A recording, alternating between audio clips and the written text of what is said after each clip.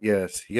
Welcome back to the Bad Guys Podcast. I am your host, King Walker, and we are back. Was it Wednesday? On a Wednesday, getting it popping. I want to get to the doc, the Diddy documentary, because I've seen it's popping on the line, but we'll do that tomorrow. Um, what else I got going on? There's a lot going on. Matter of fact, make sure you guys are liking and subscribing to the TikTok. Like always, I'm uploading on the TikTok at all times. I swear I am. I think we got a guest coming through. We'll see what's going on here. Let me see. But yeah, make sure you guys are liking and subscribing to the TikTok. Make sure you subscribe to the TikTok, Instagram, Facebook, all that good stuff. Um, yeah, we got it popping. We're still good back. We're still back at it. Um, Topics for the night. I see the Snoop and Dash thing. We're gonna try to get to some kind of deal with that. And then we got Odell Beckham sold his shoes just right after that just right after all that shit he was saying. This nigga sold his shoes. 50,000 though. I'm not mad at him, 50,000. But I'm not saying he's hurting for money, but I think he spent a lot of his money. We'll get to that in a minute. What else we got? I'm trying to figure out but I'm trying to figure out this Ray J. This Ray J and Beyonce and Brandy. I'm trying to figure that out. Still trying to figure that out. I don't know if we'll get to that. I don't know. All right. And then the pastor is a pastor in New York that has transitioned. The pastor in New York that has transitioned. Yes, I said that correctly. We'll get to that later too. I'd rather do that later in the show just in case I get shut down for saying it. But anyway, back to this Snoop and Dash thing. The Snoop Dogg and this Dash Dillinger. These niggas is cousins. Like crazy. So apparently Snoop owed Daz some money. Yada yada yada. I'll let Daz explain. Okay. Oh, so you own everything. So that's all your stuff. Now you were saying something about the paw. Now what are you talking about with the paw? Well, like I was saying, the paw is trademarked. Like I told Snoop, you got rejected and I got accepted. You know what I'm saying? So that was the moneymaker. The paw is like the Apple sign, like I said before. And like I said, they tried to go behind my back and trademark all my work and then flung my face like, yeah, nigga, we got it, nigga. That's all we wanted, nigga, because I'm finna sell everything for $1 billion to Universal. You know what I mean? But shh, don't be selling my shit. Now what do you mean by selling? He said he was going to sell it, or what they're selling Death Row, the new Death Row that Yeah, just came? Snoop, everything Snoop involved with, he gonna sell all that shit for $1 billion. You know, the motherfuckers cashing niggas out for their catalog. And then he sell that shit and he just start over and make new music. You know, it's easy. You sell what you got, you know what I'm saying? Nigga got all that money. I mean, I don't count niggas' pocket, but I got my own pocket. You know what I mean? Now how many albums is over there? Now how many albums is over there at Death Row? Because you were saying that it was the doggy style and it was two other ones you was talking about. Yeah, you know, the shit that I got on the wall right here, you know what I'm saying? The Chronic is already going back to Dr. Dre. Tupac that took all his greatest hits album, all his albums, all his shit back over to Amaru. So what is left on Death Row? But I'm coming to get my shit, so what's gonna be left on Death Row? So he gotta make new catalog. And that's where all the new cats come in at, you know what I'm saying? Making new content. Who are these new cats? Who are these new people on Death Row? Is he selling the company or is he putting new artists on? Daz. And I'm not saying Daz is wrong or whatever, but yeah, like who are these artists on this new Death Row that you speak of? But I'm not gonna lie, these two are always arguing. I want to say these two are always arguing, and Snoop responded in Snoop fashion. Um, Snoop's been Snoop's been in the news a lot lately with the Marlon Wayans thing, taking his grandson to the movie with Buzz Lightyear. He's got a lot going on. He's going back and forth with Takashi, and Takashi's on his ass. I don't know. But now, Dad, your own cousin's on your ass. But like I said, Snoop is a responder. He responds. I see you ain't got shit to do but hate on me, huh? In a minute, I'ma fuck you up, cuz. On some real shit. Not physically, but business-wise. Cause you broke as a motherfucker right now, so I'ma fuck you up in a minute, cuz. Leave me alone. Leave me the fuck alone. You didn't put that on the internet. Leave me alone, cuz. I'ma fuck you up. Leave me alone. I mean, I hear Snoop like, man, yeah, you gotta protect your thing, because if he's getting billions for this death row thing, then I mean, yeah, protect the thing, man. But Daz don't sound like he playing. Daz ain't playing at all. We'll get to that back there in a minute. Did y'all see this Chris Paul? Chris Paul has been dismissed. This farewell tour stuff. This is crazy. He's out of here. Reportedly requested a meeting. Ty Lue's not talking to him. They done got him up out of here. They done got Chris Paul up out of here. What in the world is going on? We didn't know this until after it was on top. It just didn't work out. We thought it was a good fit. It just wasn't a good fit. I mean, and I honestly, I'm gonna get to this right now, and I don't want to, I don't like blaming people that ain't here. I don't like bringing unalive people up, but I'll get to this in a minute because I got a picture of him. With this whole Chris Paul thing and him trying to have this farewell tour and go back to the Clippers and like I said, have this farewell tour where no, like, and I blame Kobe Bryant. I blame Kobe Bryant for this farewell tour thing. This whole everybody that was decent or an all-star needs to get one. Now y'all answer this question before we go on. True or false? Chris Paul and Kobe will have won a championship together if you know who you know a trade was blocked to get Chris Paul on the Lakers before he was traded to the Clippers. And I know people like to go back and forth. Hey, if they would have won a championship, maybe. It's Kobe, maybe one. They had Derek Fisher. Derek Fisher got the job done. We ain't need, he ain't need, he ain't need Chris Paul. Anyway, so they got rid of Chris Paul, and this is supposed to be his farewell tour.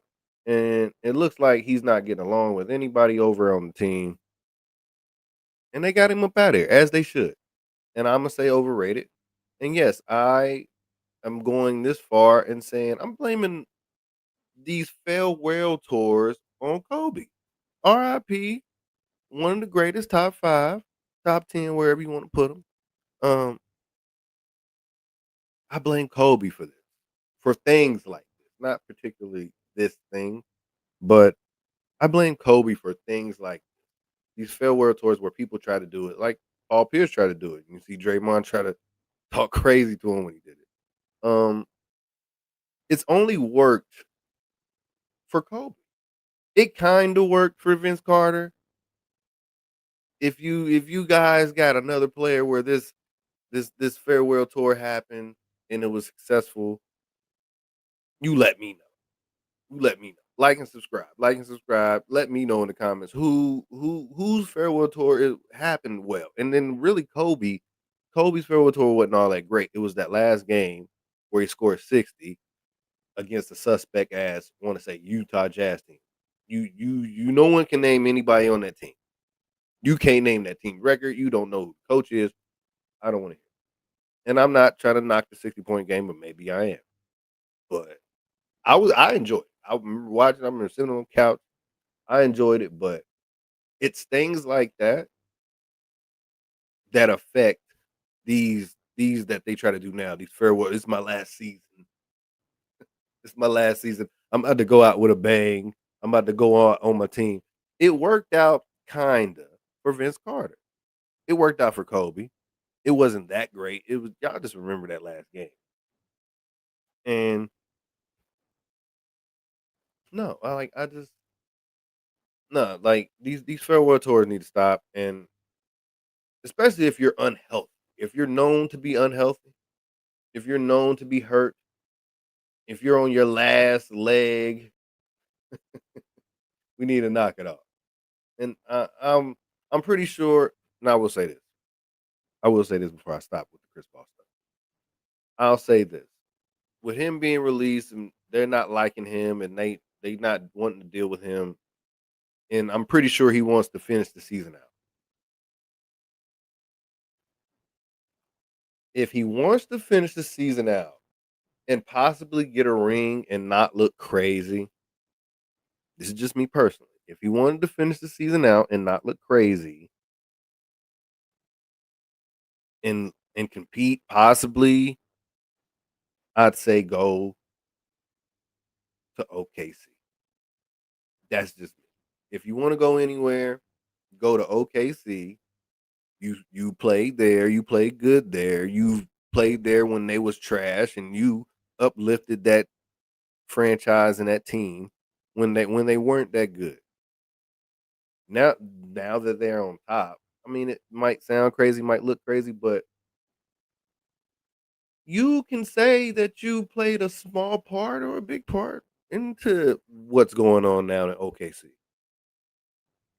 So with the Hurricane Katrina, if you know, with the Hurricane Katrina back in the day, that's where they had to play when he used to be a New Orleans Hornets, and they transferred to Oklahoma City when the city was flooded. And they love Chris there. And he came back again and got him in the playoffs. They probably didn't want that. But he played good. He put an underachieving team to the playoffs. So with this whole farewell tour thing, it might work out. He gets to play for his other great team that he played for and possibly win a ring. Might have to sit on the bench. Maybe might not. You will sit on the bench. And just enjoy it, man. Just enjoy the ride because you're done. We're all done with you, and the NBA is done with you. And looks like the players and the coaches are done with you. So let's just go ahead and wrap this up and get on up out of here with this Chris Paul shit. Because I honestly think he's overrated. Nah, I'm not saying no, overrated doesn't mean you're not great. But that point guard shit, no. Absolutely. But anyway, let's move on to some hip hop. Back to hip hop news. DJ Academics talking crazy. I got one clip talking crazy about these old niggas on the. I enjoyed the podcast on the Maino and Jim Jones and Fabulous and Davies podcast. DJ Academics had some words. I won't play the whole thing. I'll just play the part where he said about Fabulous. Well, he got Maino ruffled up about a couple words he said. Fabulous being like 49 with the headband. Like, yo, why is the nigga wearing, you know the headband is for sweat. Like, yo, Fab is on some, yo, the headband is for sweat, Fab. Fab, the headband is for you sweating. You're sitting down podcasting, my nigga. Like, come on, bro. Like, the headband looks wild. Like, this is unk activity. Like, this is, what? This is like you having the Allen Iverson sleeve on and you're just chilling. Like, nigga, that's for a reason. Oh, man. And then, of course, I want to say probably the toughest nigga out the group. Maino responds, oh, man, this is. Oh, man, let's rap about it. How y'all feeling today, man? Feeling great. Yo, academics, check this out. Academics. What's up? Academics, I know you're not talking. 100%. I know you're not talking. You got the audacity to be speaking on niggas and what niggas is wearing? You talking about what niggas is wearing? You talking about the proximity between what niggas is wearing and their age? Let me explain something to you. You're a journalist, and this is your opinion. So let me give you my opinion on you. I feel like you built like a dyke. I feel like you built like no, listen, 100%. Listen, I feel. Let me just say how I feel. I feel like you built like a wet bag of laundry. I feel like you're built. No, listen. I feel like you're built like a jar of relish. You understand? You see, here's the thing. Like this ain't no gangster talk. We ain't gonna do no gangster shit. But listen, what I'm saying, since you want to speak about, young niggas, old niggas, and when you do that, you indirectly causing division between young and old niggas. Ain't no difference between young and old niggas. It's only time. It's either you a lame or you not. It's either you with it or you not. It's either you understand or you don't. Period. Point blank. You understand? And when you speak about fashion and when you speak about what niggas is wearing today, let me just give you some game though. Tim's, Air Force Ones, Pelés, Avirexes, and all the things that you see people wear today, those things was made hot in this generation here.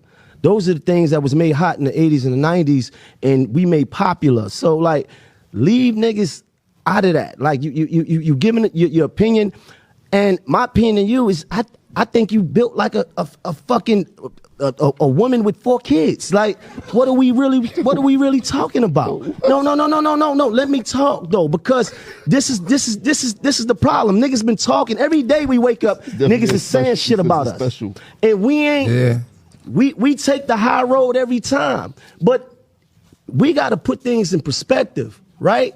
You got a nigga that probably spent most of his early life afraid to really be and couldn't be in the in crowd, was insecure, couldn't take his pants off in front of women. You understand what I'm saying? So now 100%. Yeah, 100%. Yeah, ashamed, right? Because listen, you know part of being a senior citizen is that you still outside. And I know the hoes. Everybody know Maino know the hoes. So I know the hoes that these niggas be DMing and all, and I know what they say about these boys. They call that boy you know what they call that boy? They call that boy chicken. Chicken for chicken nugget. Stop playing with me, nigga. Come on, micro nigga. I'm a big dick dictator. Stop playing with me. Everything I say, nigga, when I say go, nigga. Stop playing, nigga. Holiday edition. Stop playing. Yeah. You understand? And with that being said, yeah. Happy Thanksgiving to everybody. Happy Thanksgiving. Happy Thanksgiving, man. Happy Thanksgiving, man. I guess you had some things you want to get off your chest. Yeah, man. I'm tired of these niggas, man. Let's rap about it. Yeah. I feel you. I feel you, G. I understand you. I feel you. I feel you. Got some food. We got vendors. We in the building. We got food. Chefs, you heard? Yeah, they got food on these other shows. We set up, yeah. Oh yeah, we got desserts. Yeah, we got egg rolls. We got no. Hold on, what's it? I mean, this nigga Maino's talking crazy. He said, what he say? He said that niggas. He said these niggas scared to take his pants off. Nigga Maino's talking wild. Hey, but as an old nigga, I guess I'm one of them niggas sitting at the table. Not particularly, I really don't. But I might have to agree with Maino, kinda, a little bit, just a little bit. Let that goofy nigga wear a headband if he wants to, you know. Let that goofy ass nigga wear a headband if he wants to. What else we got? No, I ain't ready for that. 12-minute video. Yeah, we did that. Maino taking shots at the #1 media personality in the world, DJ Academics. He talked about how the cast of Let's Rap about dresses. Like, yeah, this nigga. I mean, that's where we at now. That's where we at. We watching each other podcasts, seeing how they dress. Is that where we at now with it? Oh yeah. Daz did respond to Snoop. Let's get back to this. Daz responded to Snoop. These old niggas out there. If you ain't been watching, these old niggas going back and forth. Daz Dillinger is claiming that Snoop is fake copyrighting this nigga's record. If you're not hip to the Death Row stuff, all that West Coast, Snoop has control of all the Death Row stuff. Daz is claiming that he's owed something. Okay, so you own everything. So that's all your stuff. Now, you were saying something about the paw. Now, what are you talking about with the paw? Well, like I was saying, the paw is trademarked. Like I told Snoop, you got rejected and I got accepted. You know what I'm saying? So that was the moneymaker. The paw is like the Apple sign, like I said before. And like I said, they tried to go behind my back and trademark all my work and then flung my face like, yeah, nigga, we got it, nigga. That's all we wanted, nigga, because I'm finna sell everything for $1 billion to Universal. You know what I mean? But don't be selling my shit. Now, what do you mean by selling? He said he was going to sell it, or what? They're selling Death Row, the new Death Row that just came? Snoop, everything Snoop involved with, he gonna sell all that shit for $1 billion. You know, the motherfuckers cashing niggas out for their catalog. And then he sell that shit and he just start over and make new music. You know, it's easy. You sell what you got. You know what I'm saying? Nigga got all that money. I mean, I don't count niggas' pocket, but I got my own pocket. You know what I mean? Now, how many albums is over there? At Death Row? Because you were saying that it was the Doggy Style and it was two other ones you was talking about. That's enough. So Snoop said something back, and I'm trying to get to the part where Daz responded. I see you ain't got shit to do but hate on me, huh? In a minute, I'ma fuck you up, cuz. On some real shit. Not physically, but business-wise. Cause you broke as a motherfucker right now, so I'ma fuck you up in a minute, cuz. Leave me alone. Leave me the fuck alone. You didn't put that on the internet. Leave me alone, cuz. I'ma fuck you up.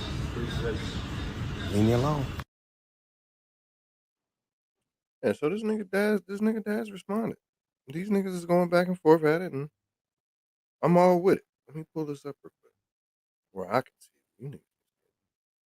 All right, yeah, this nigga Daz said he's mad now. Now you want to fuck me up business. So why y'all niggas write like that? But business does not have Z's in it, Daz.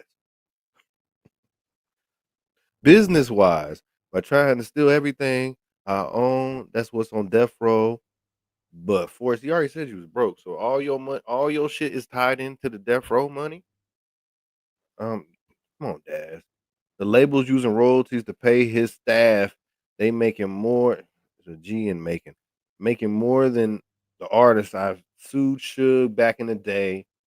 Sounds like your money's still tied up into this death row company, Daz. Publishing all of my name numbers don't change unless he's it's too much about it for me. But Daz is claiming copyright. Daz is claiming that they're forging his name and copyright. I don't know. He's forging his name.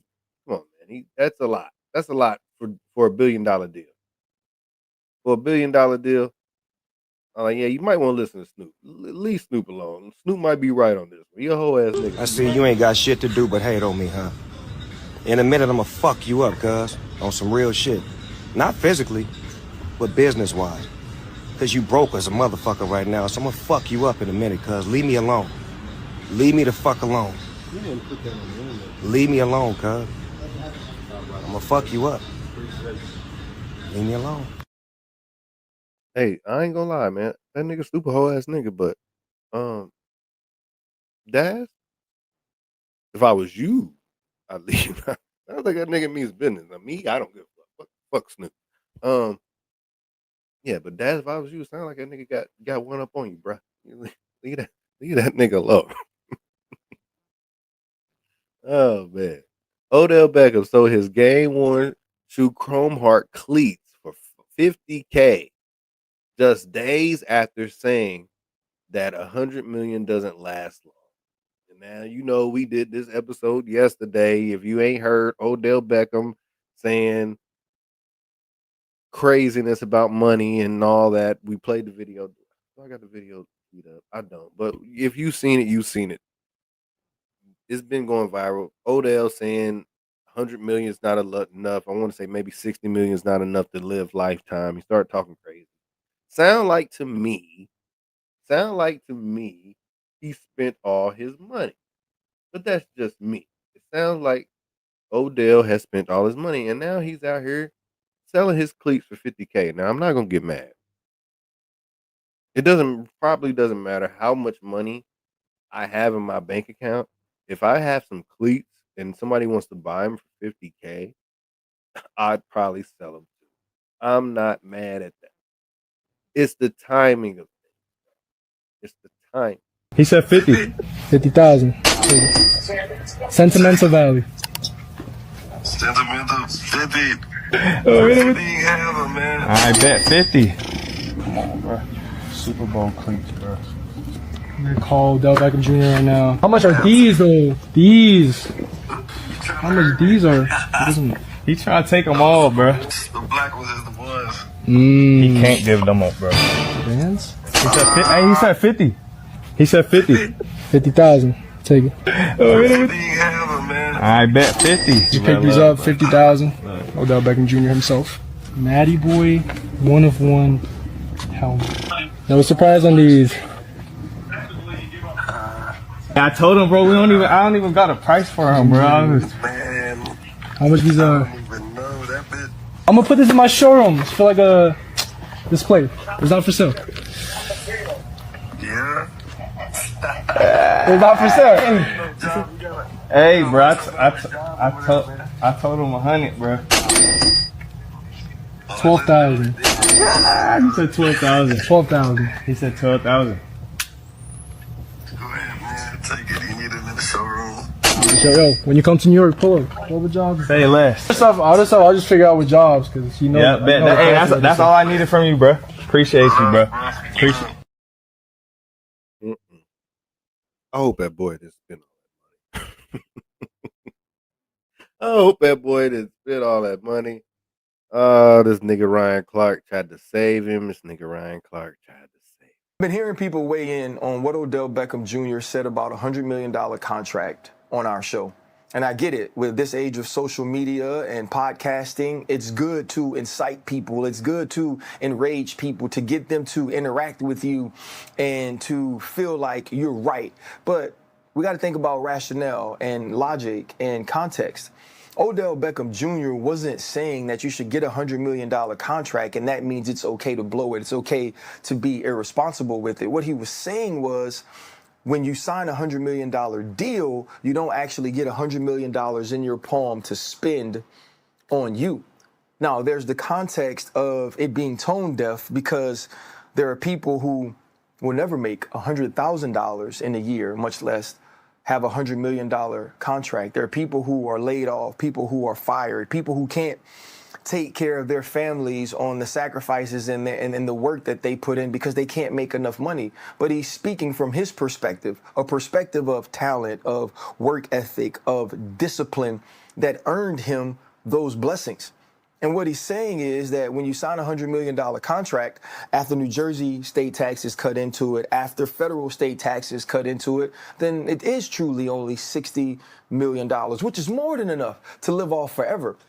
But then when you take care of mama and daddy and sister and brother and family and friends, which may not be the smart thing to do, but you feel like since I made it, we all made it. There are people who have sacrificed for you and people who have supported you and people who have been there for you who don't have that type of money, who don't have that type of wealth. And you do feel like you're supposed to give back to them. And then he said, too, like part of it you want to flaunt, right? Like I earned this, like I want to go have fun with it. I want to go live a rock star lifestyle. And I'm not saying that that's the way to be. But what he was saying is at 24 or 25 years old, he didn't have the financial discipline, the financial intelligence, the financial wherewithal to do the right things all the time. And he was simply saying, if I'm never that rich again, I'd be all right. I'd be able to live. And so the context was he was just talking about things he's been through, things he's experienced, and being open and vulnerable with us and with the world. Not for the world to tear him down, not for the world to think he was great, but just to be honest. And so the context wasn't that Odell was saying he was broke, saying he blew through a $100 million contract, or saying that it wasn't a lot of money. He was just saying that this is how it felt to me. And I think we got to let people be okay with that, because how are we ever going to learn if every time somebody shares something that we don't necessarily understand or disagree with, we tear them down. We didn't tear him down. Don't you start this. Don't y'all start this victimizing this grown man. This nigga said some dumb shit. And we checked him on it. Just like you do, Ryan Clark. On when your player does some dumb shit, you check him on it. If you on your show, dumb shit happens. We say dumb shit. We do dumb things. Sometimes. Gotta check you on it, man. You gotta check you on it. Man. No, he's running through the money. Which is through you, but don't lie to us. Don't make us look like fools, like 60 million is not enough. No, you taking care of mama. You probably took care of a couple hoes. Probably bought a couple watches you shouldn't have bought. That's on you, man. Power to you. Just don't be out here acting like you didn't do what you did. Now, I'm going to end the show on the last topic on the title. So as a parent pastor in New York that is transitioning, I want to say a male pastor transitioning into a female. New York pastor announces at the congregation that he is a transgender and beginning transition to live as a woman. The 51-year-old Reverend, the 51-year-old Reverend Phil, I can't pronounce that last name, of New Chile United Methodist Church, shared with the, oh, good Lord, done pretending to be a man. Done pretending to be a man. I got. Are my parents okay with this? Absolutely not. Hold on.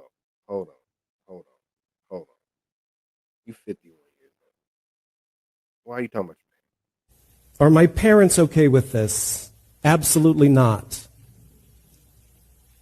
They texted me this morning and they asked for me to tell you all that they do not support me and that they have chosen their convictions and their beliefs over supporting their child. Everyone gets nervous when there's a special announcement from the pastor. I'm not leaving. Hold on to that. I'm going to hold you to it. So, rarely do I did not get into ministry to talk about myself or my personal life, but sometimes there are things that happen in a pastor's personal life that is going to find its way out into ministry. And so I am inviting you to join me in a season of creative transformation for myself, and I think for all of us. Imagine, so I get to announce with joy that I'm transitioning. I'm affirming and saying to all of you that I am transgender. And so the best way to put this is that I'm not becoming a woman, I'm giving up pretending to be a man. What will change? Thank God you have never chosen me as your pastor based off of my appearance. Amen. I was waiting for that. None of you ever judged me, or that was not part of the intake process of me being your pastor, was because of how my face looked, or my body, or how long my hair is, or my clothes. Because at the end of the day, we know that clothes are just fibers. They do not carry an anatomy with them. So to say that something is girls' clothes or boys' clothes, well, they don't come with a reproductive system. Amen? So what will change? My voice. It might go a tad higher. Pronouns, she, her. But I'm not going to be pronoun police. Okay? Because I don't think that anybody will misgender or mispronoun out of malice. This is a process. It's a transition. What will change is my full name. I'm taking on for me Fiona's middle name so that we have that in common. What may change is that we might become known within the community as an even safer space for people who have felt marginalized. Are my parents okay with this? Absolutely not. They texted me this morning and they asked for me to tell you all that they do not support me and that they have chosen their convictions and their beliefs over supporting their child. I'm in the category of what they call asexual. I've been that way since we've all been together. Is that I am not, I'm not living my life in such a way that I am looking for romance. And that's okay. We all have to live the ways that we live.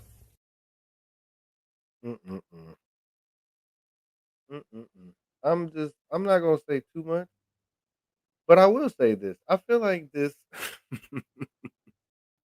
yes, a pastor has transitioned over to the other side.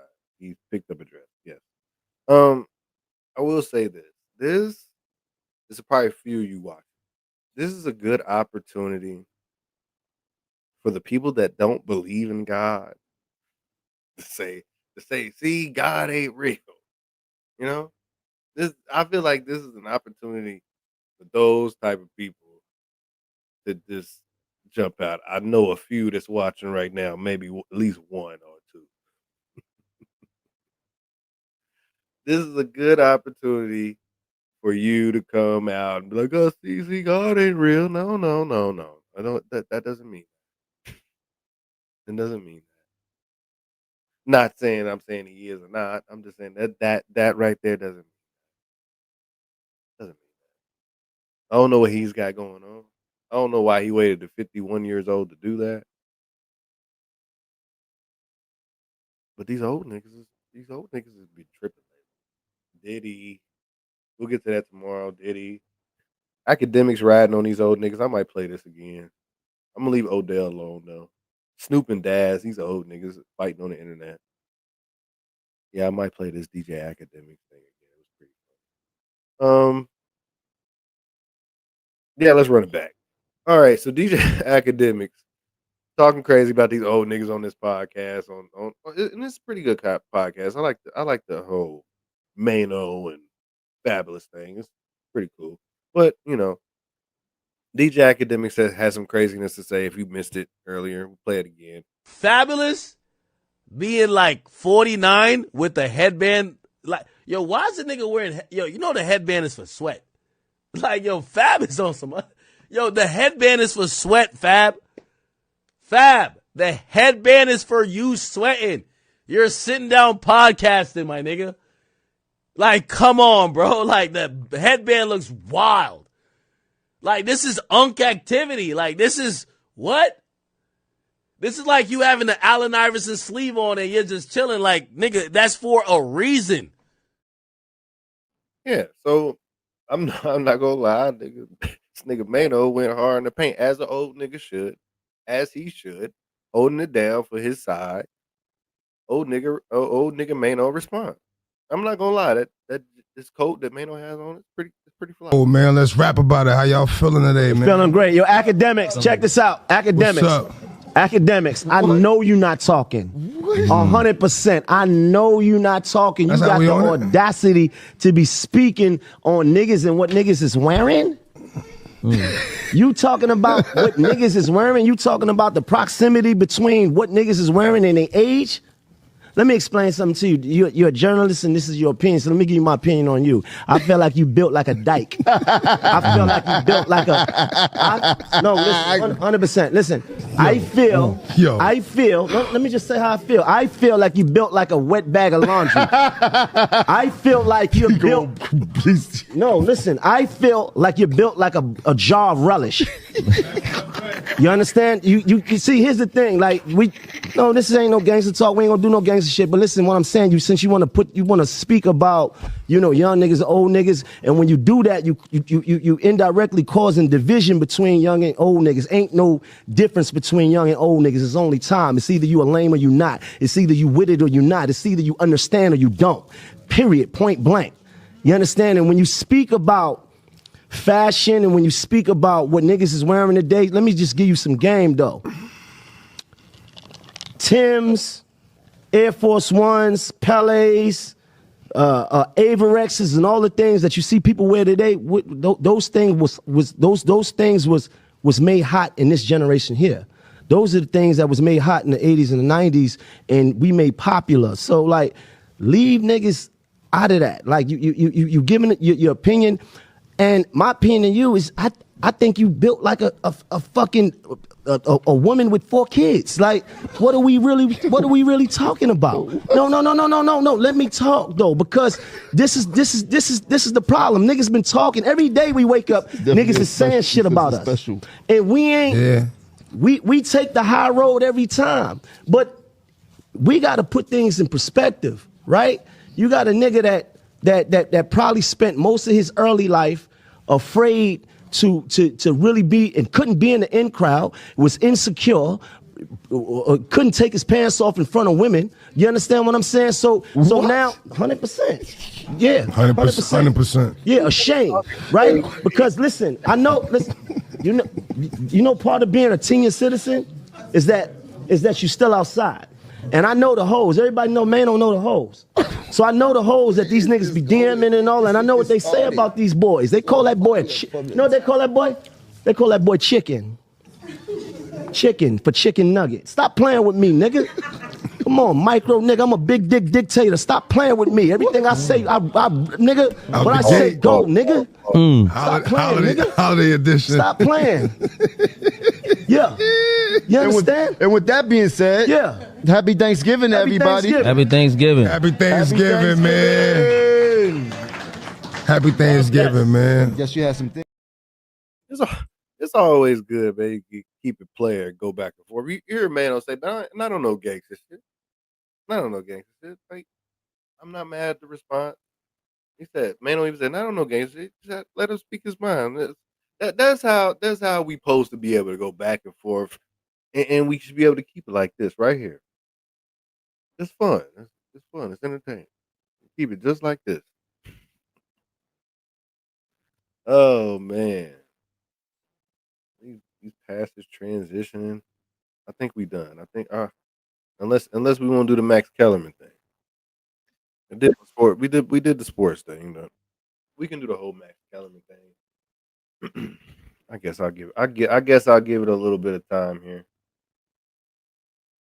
Max Kellerman talks about leaving ESPN, First Take, and breaks down his relationship with Stephen A. Smith. A very eye-opening interview with Bill Simmons. Pull this up real quick. It was pretty good. I'm not gonna lie to you.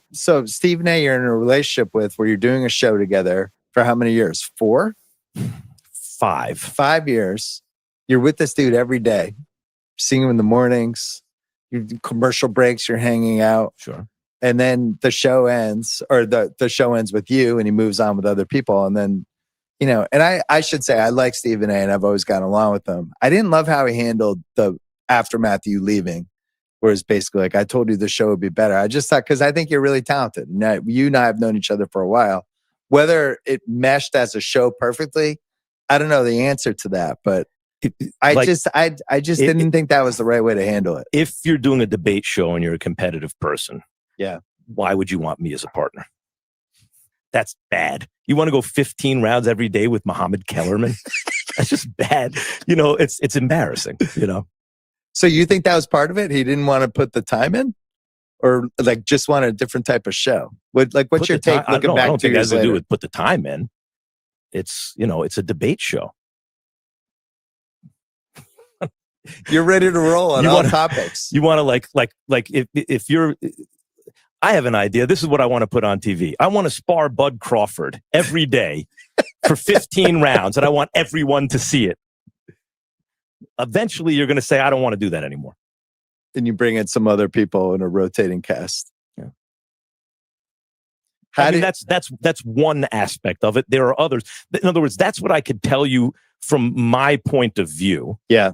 And I also think that if you make a calculation, that if you can be perceived as a solo act, really, that you can get paid at a certain level that you can't if you're not a solo act, then you'd like to be a solo act, or at least perceived that way. Well, so like Mike and the Mad Dog are a good example of a show where it was the two of them together for a long, long time. Mm-hmm. And then all of a sudden, whatever happened. Mike got his own show and he stayed on top for Do you know who was supposed 6, to be? 7 Do you know years. who he wanted to be in Did you Mad get the Dog's call? new position? Oh yeah, that was the plan. I was supposed to go over and work with Mike. Yeah, Interesting. Because I got the call. Who else got the call? I don't know, but we had like come to an understanding. So you're going to leave ESPN and do it? I did leave ESPN but not to do a show with Mike. Yeah. You did the show with Mike? No. So what happened? Again, my interpretation of what happened, my analysis is, I think he realized at a certain point, they're not going to make me take a partner. Why should I take a partner? Because I'm beating the hell out of the guys across town by myself. I think when he thought they're going to make me take a partner, then it was like, okay, well, I'd like it to be with that guy. And then when it was like, I don't need a partner. Yeah, that's too bad though, because I actually think long term he did need a partner, because it's always good to have people.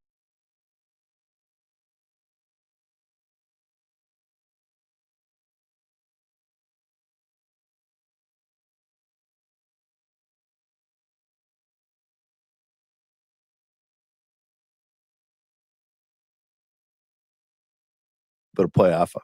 Look, I don't need a partner either. No, but I like having.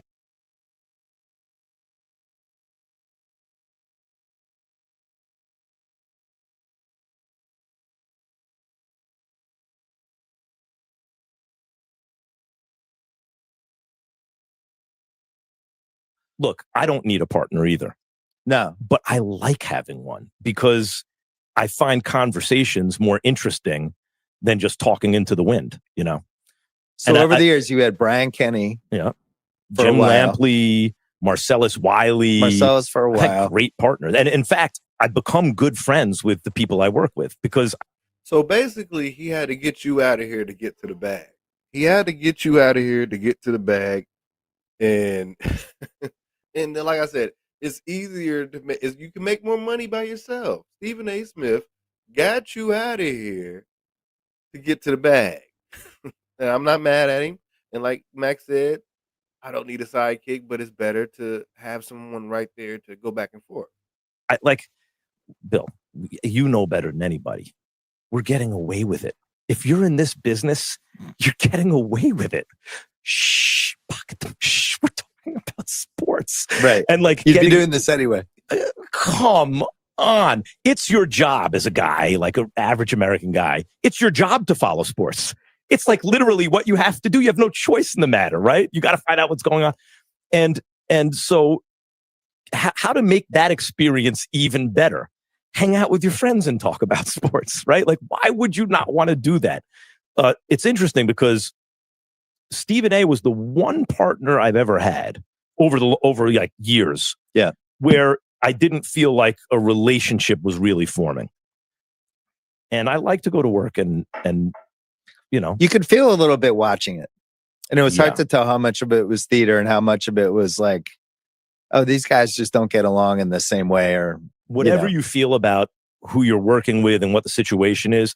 To me, a cardinal sin is betraying that on the air. You should always be thinking about making the show entertaining. Right. And I do think it reached the point on that show where it was like, come on, dude, we get the first priority is to make good TV. Well, good TV is like professional wrestling, right? Right. Both guys have moves. You guys sell the other guy's move. Of course. Now, if you're familiar with First Take when Max was on there, now that they sit down and talk about this, it kind of makes sense.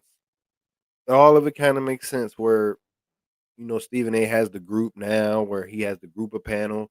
like Tuesday, so and so show up. Wednesday, certain so and so show up. Like he said, Mad Dog is now on First Take, where it's like, yeah, he got you out of there to get to the bag, and now he can just plop these little guys in here and there, and that's where you get this big, humongous contract for Stephen A. Smith at ESPN. And I think we've all been in situations who've done this, where you're with somebody who, or on a bigger show, where people either selling your moves or they're not. Right. Exactly right. But he's a showman. Like he would.